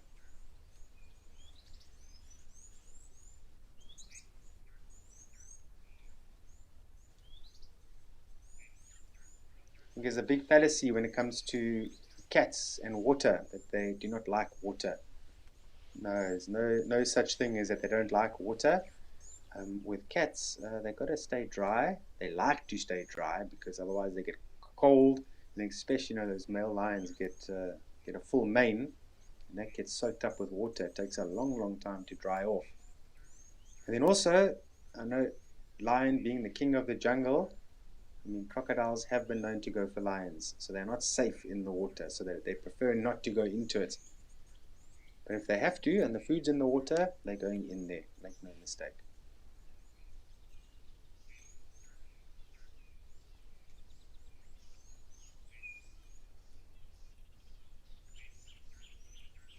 And we're seeing a lot of thinking behavior. This elephant bull, you must just watch him carefully. He's decided to walk off now, but often they get into this motion of thinking, and you can see this. They stop and they're not quite sure what they want to do, and sometimes they'll lift their front leg and they just sway it, and this elephant is deep in thought, trying to make up its mind what it wants to do next. It's not quite sure.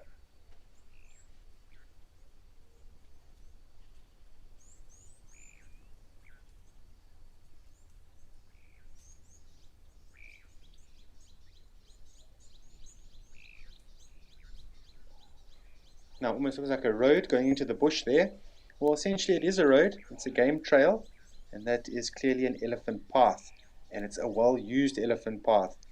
So that path becomes very wide, full of elephant dung as well, and yeah, becomes an elephant road.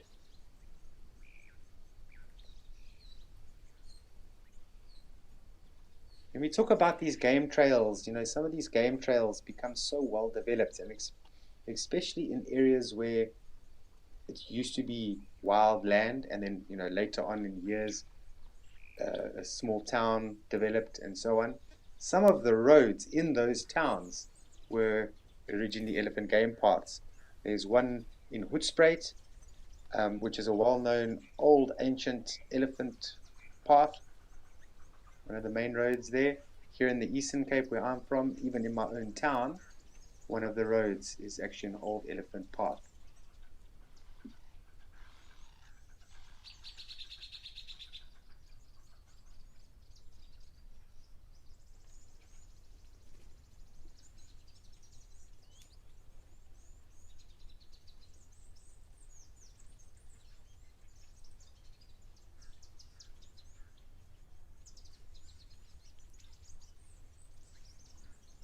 Right, so this elephant is slowly but surely disappearing up that game path. I think, yeah, let's probably go to Aldonyo. I want to see if there's some action there.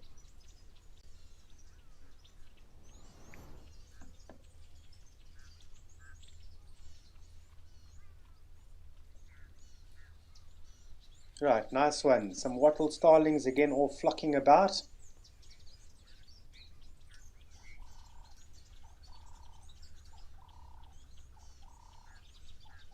Yeah, so these are juveniles and females. The males get these impressive yellow wattles. If any of you have seen it for yourselves, it's quite a nice one to look at. And the starlings are not difficult birds to identify if you grab a bird book, because there's so many features to look at that sets them apart from others.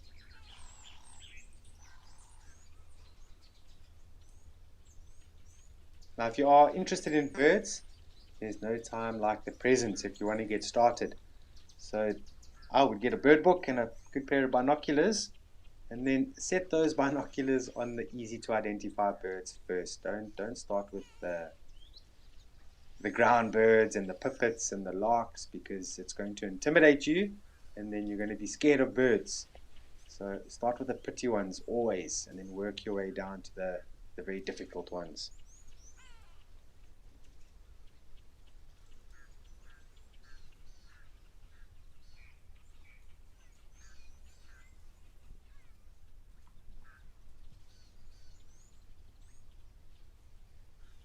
Okay, I just want to go through a quick formula. I'm hoping these birds are going to stay around because, yeah, it's nice to give this to you while we're looking at the birds. But let's go through a quick identification formula. So if you are interested in birds and you want to get into it, yeah, you need to know a formula for identification so that you can come to your bird book and efficiently, identify the species you're looking at.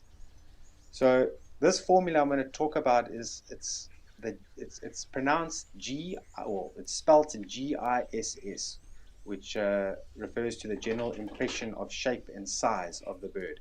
So whenever you're looking at a bird, you're going to try and identify what shape it is, okay, and then also what sort of size it is. That is a general impression of shape and size. Then it gets very tricky, and sometimes you don't have the time available to go through all of these things, so you need to do it quickly.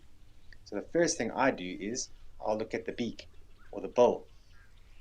Okay, look how long the bill is, the color of the bill, and then while you're there, try and identify what sort of food that bill is adapted for feeding. It can be an insect-eating bill, it can be a fish-eating bill, flesh-eating bill, seed-eating, and so on and so on. Okay, so now you've worked your way. Then, once you've got that down, quickly look at the eye. Now you need to do this quite quickly. You look at the eye. Look at the size of the eye and the color of the eye. Quickly move down.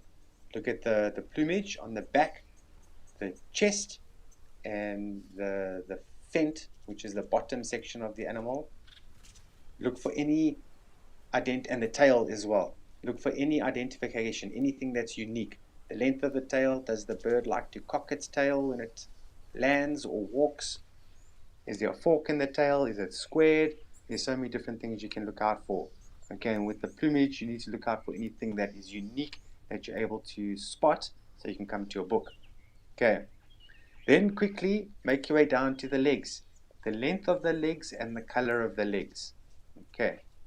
So you've got all those down in your head, and then you quickly go to your bird book. You've identified that this is a sparrow shape, or this is a starling shape. You go straight to your starlings, and then from there you look at the other things that you've quickly looked at: the color of the eye, size of the eye, plumage, tail, legs, and so on. Once you've got that down, it can help you. But there's a few more things part of this identification formula. One is behavior.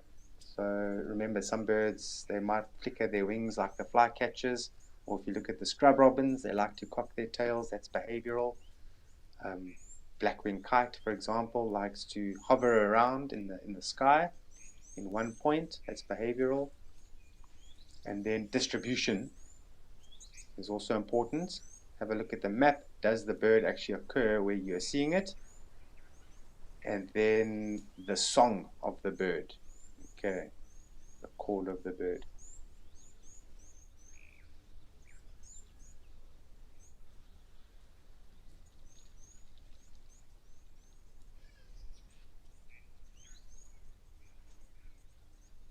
Right, so if any of you are first-time birders and you have just gone into it, let us know how your experience is going. How is the birding going? In the beginning, I mean, it's so overwhelming, and the bird book constantly gets opened to take a look at what bird you're seeing. But as your list starts to gradually get bigger and bigger, it becomes harder because you start running out of birds to see, and you need to start thinking about traveling around to get into certain areas where those birds might be living.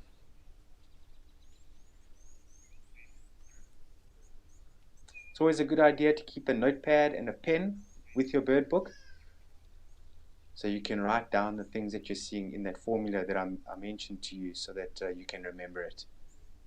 Okay.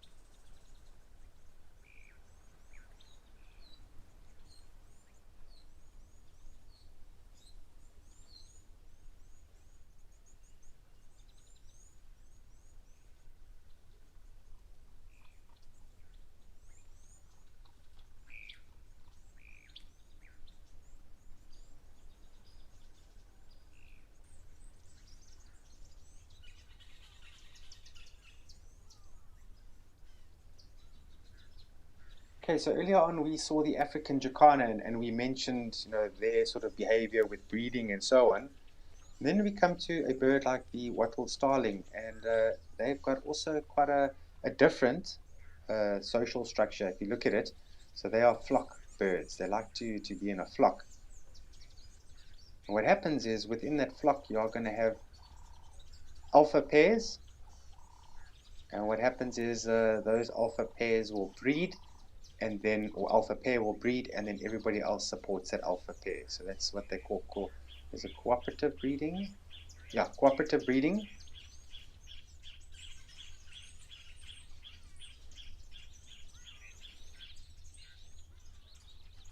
Alright, and just like that, they've flown off. You never know, they might come back to this perch.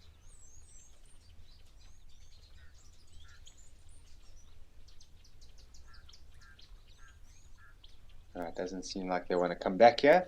This, I'm just trying to see if this is also an umbrella thorn. It does look like one.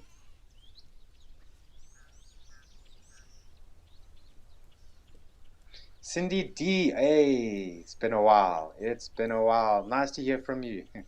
And thank you. It's nice to be here. It's been a couple of months. Oh, there's an elephant bull. It's been a good couple of months since I've been around. I've been doing some trips. I went to Mashatu for 3 months, Botswana, Northern Tuli Block. Yo, had a good time out there. It was wild for me. The first 3 days, my eyeballs was as big as dinner plates, because I just couldn't believe this beautiful environment that I was finding myself in the middle of.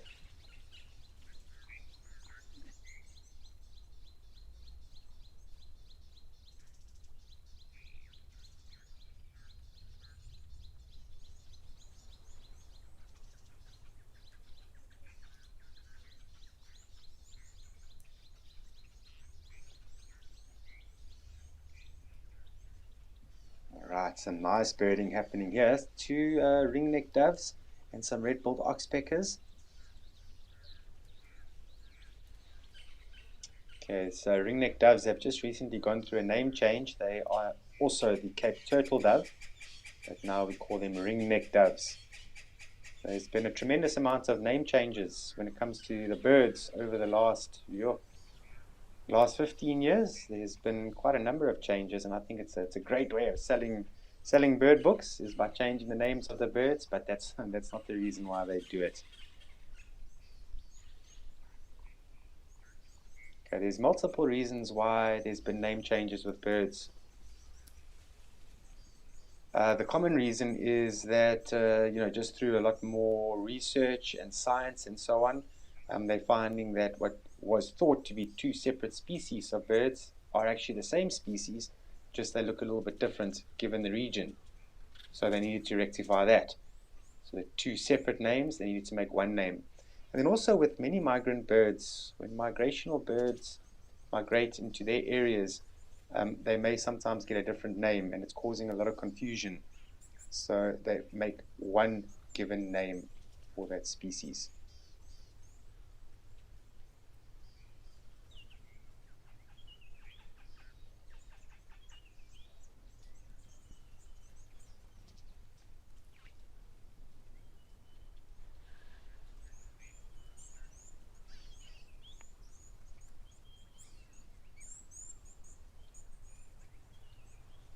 There's a bird that I'd love to see it. It does occur in Kenya. I'm not sure if it occurs in this region. And that's the vulturine guinea fowl. That is an impressive guinea fowl, something I've always wanted to see.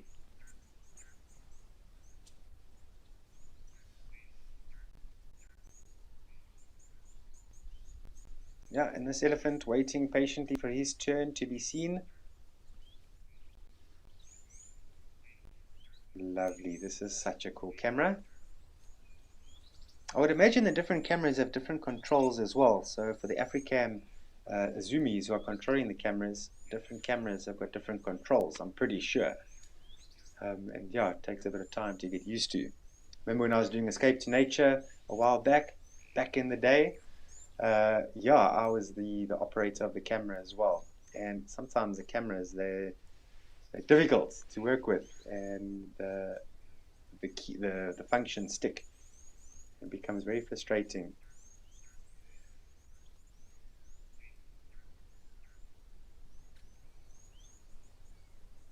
Alright, this elephant's also just relaxing. Shame, he's fast asleep. Yeah, Chulu's confirmed as well. Chulu does operate the cameras as well. Yeah, the controls do have a mind of their own sometimes. And it's so frustrating when you're live and the camera is doing its own thing. But I know on the Djuma Dam cam, there's a button on there that you press, and it makes the camera go all over the place, like it's going crazy. I don't even know why they have that function. And myself and Marcel, back in the day of Escape to Nature, was sitting in the office, and one of the zoomies was using the controls. I shouldn't be saying this, but I'm going to tell the story anyway. One of the zoomies was using the controls. I don't know who it was.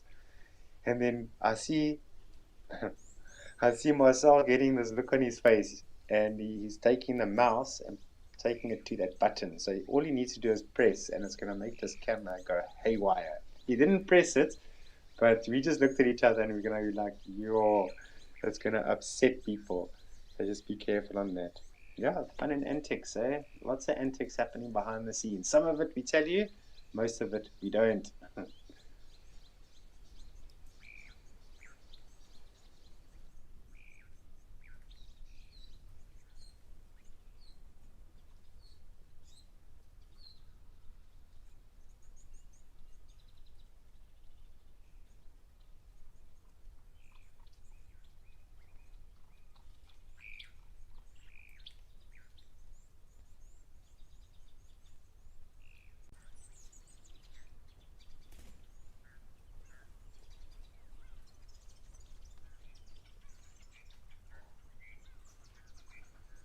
Take a look at all these little piercing marks in the bottom of the ear.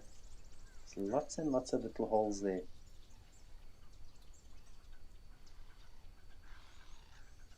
Does it hurt when a thorn goes through that ear? Of course it will. An elephant is definitely going to feel that. Not going to enjoy that feeling.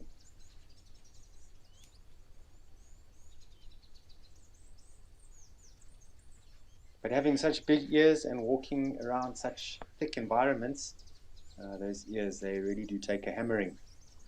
And you can even see that these ears are a little bit serrated.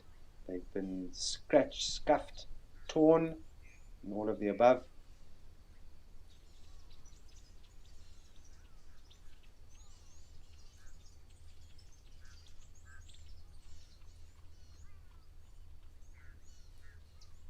So I'm not sure how far this camera is from this elephant bull here, but what I did notice at the Djuma dam camera when I was doing Escape to Nature back in the day is that sometimes the animals do see and hear that camera moving. So is this elephant aware that he's being watched? I'm pretty sure he's aware that there is something there that is a little bit foreign. Whether he knows he's being watched by people, probably not.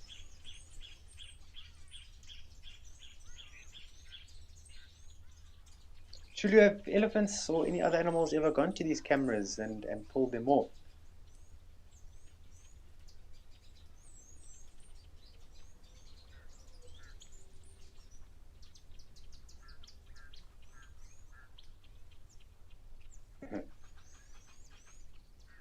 Just listening to Chulu there. So one of the cameras, yeah, elephants tend to get very close to the cameras or the camera, and they tend to bump it and scratch up against it.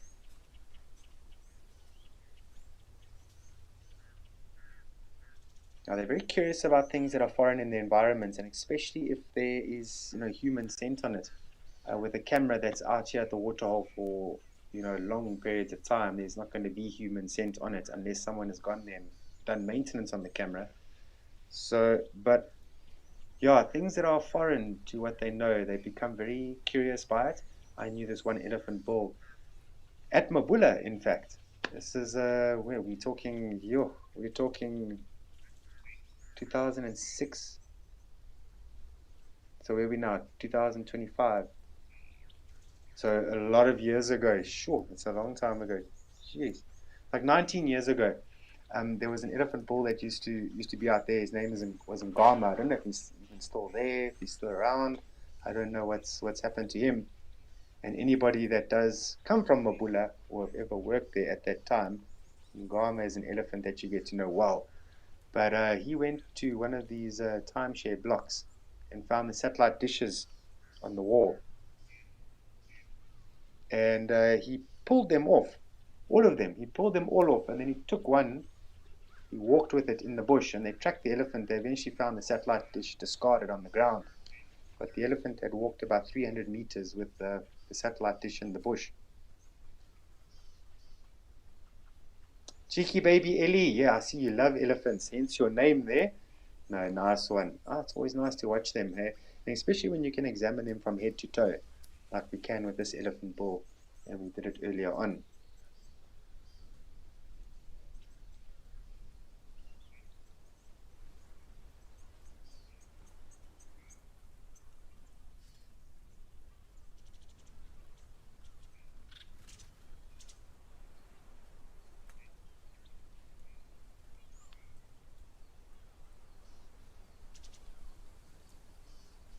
Catherine, you're heading to Kenya quite soon. That's good to know. I'm actually quite jealous. I almost went out there. Um, what month are we now? We're at almost September now, almost August now. So that was, I can't remember if it was December last year or January this year. I was meant to go to Kenya. Shame that unfortunately fell through. But I hope so for your sake as well that you get to see that vulture guinea fowl that you're hoping to see out there.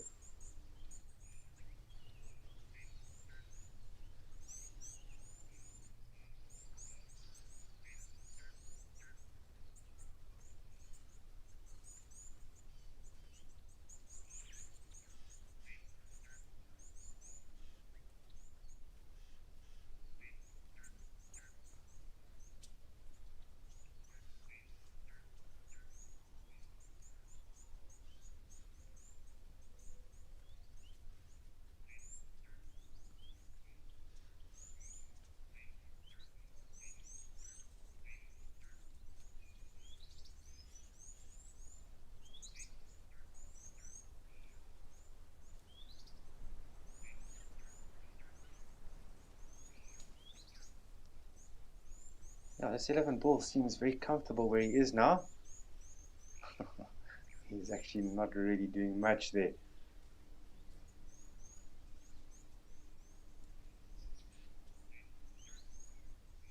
So I would imagine, this time of the year they do a lot of movement, more towards the daytime.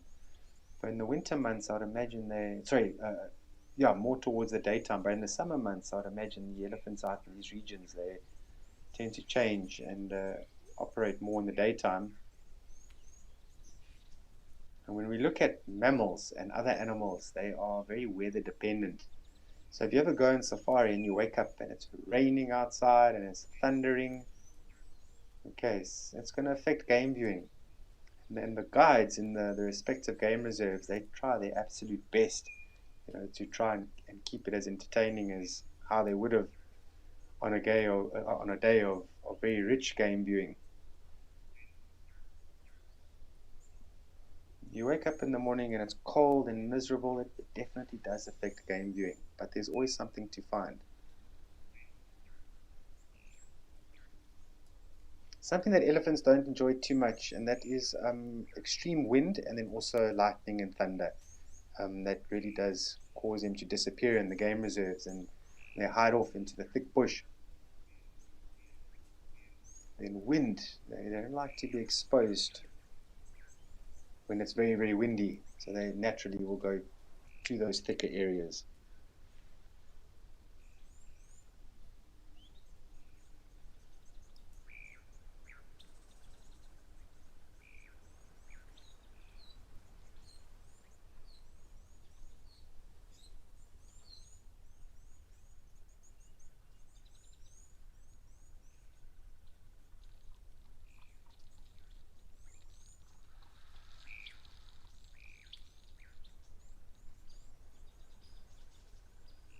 Right, this elephant bull hopefully is going to have a nice sleep over there. We're going to go back to Tau in Madikwe.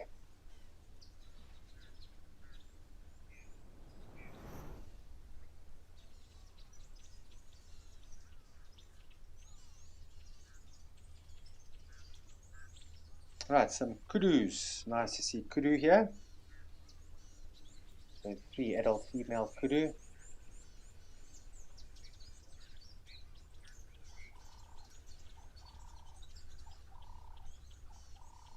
Oh, shame. She's got a little bit of a sore leg there at the back. I don't know, is that a scar there in the upper section?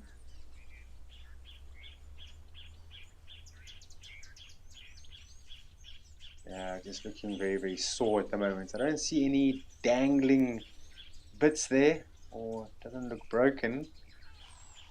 Sometimes they do sprain their ankles, so to speak. Alright, here comes an impressive wildebeest bull coming down now. These blue wildebeest do very well here at Madikwe Game Reserve.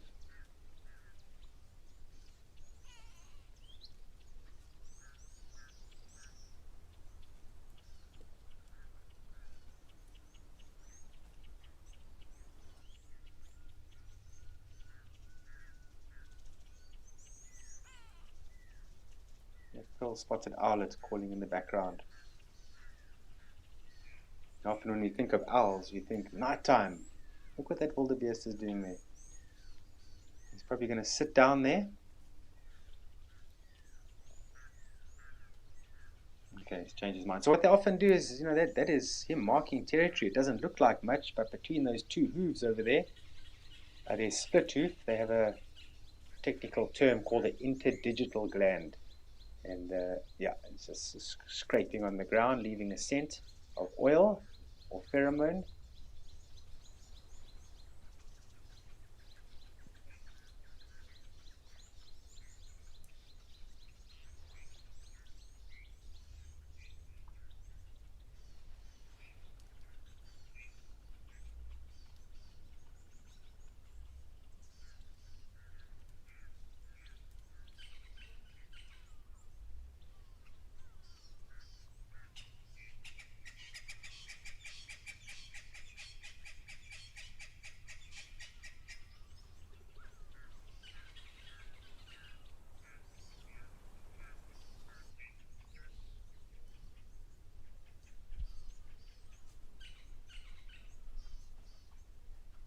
That is a fair amount. It's actually not a wildebeest bull. That's an adult cow, and she's pregnant. See that? Lots of wildebeest here, just making the most of the sun. And some elephants in the background. It's pretty busy waterhole. This, I don't think often it goes by when there's nothing, absolutely nothing at this waterhole. It's a very productive place.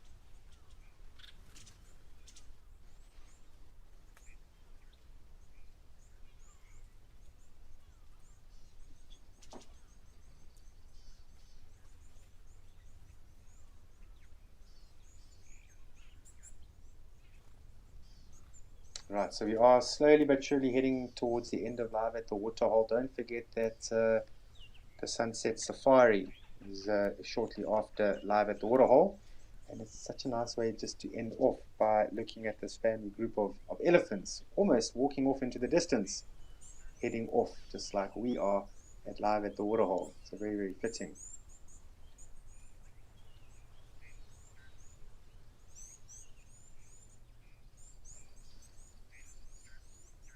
Yeah, and in my opinion, I think it's been a very successful afternoon. We've seen a fair amount, we've spoken about a fair amount. And then, yeah, I will also be here tomorrow for live at the waterhole. So I'll definitely see you tomorrow.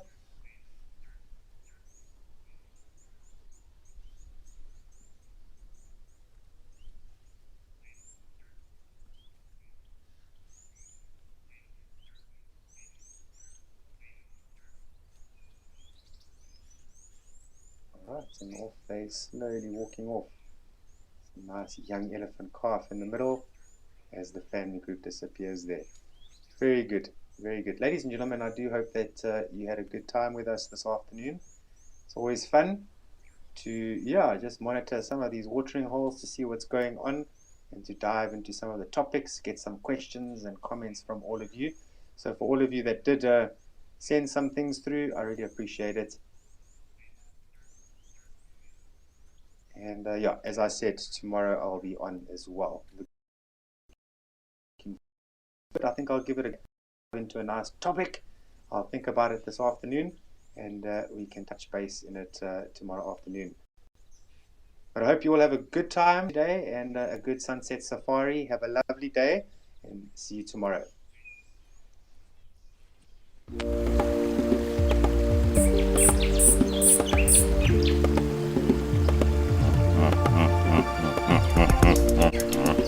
Good afternoon to one and all, and welcome to another afternoon installment of the Very Much Live on Safari.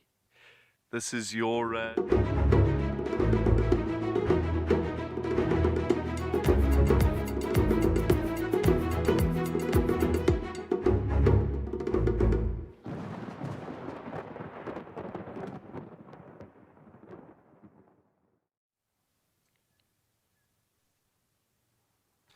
good afternoon, and welcome to another afternoon edition of On Safari.